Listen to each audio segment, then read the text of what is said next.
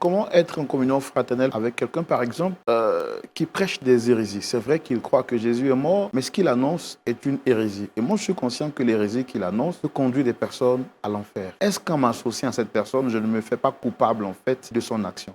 Mais on peut avoir une relation avec quelqu'un, même si on n'est pas d'accord avec cette personne. Et de dire, écoute, on va aller manger ensemble. Je sais que toi, on parlait de politique, ou bon, là, on pourrait parler de certaines...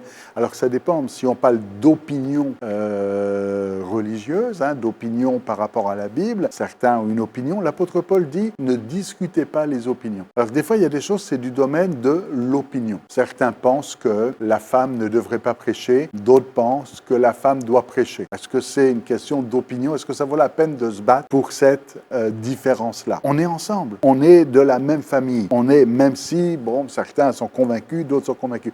Mais quand on commence à rentrer ici dans les débats, on divise, on sépare. Et ça, c'est l'œuvre du malin. Maintenant, quand l'enseignement ne conduit pas au salut et éloigne de Jésus, parce que ultimement, c'est ça la question.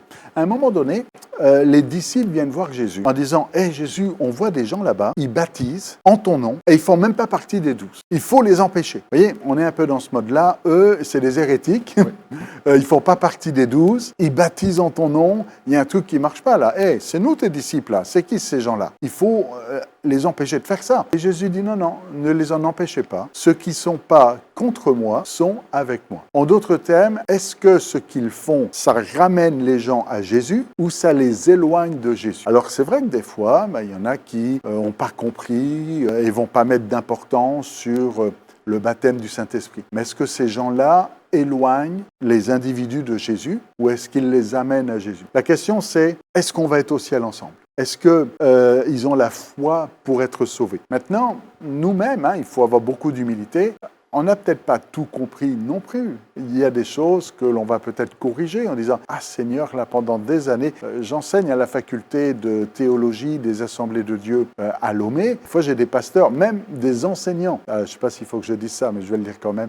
J'ai même des enseignants d'école biblique qui passent dans le cours où j'enseigne par exemple sur l'herméneutique et qui disent « Aïe, il va falloir que je refasse mes prédications ou dans mon cours là j'ai dit des choses il y avait quelques erreurs, il faut que je corrige ça. » Bon, c'est pas bien grave, mais on a toujours des fois des choses à corriger et quand on grandit dans la vie chrétienne, eh bien le Seigneur nous amène de gloire en gloire ou de progrès en progrès.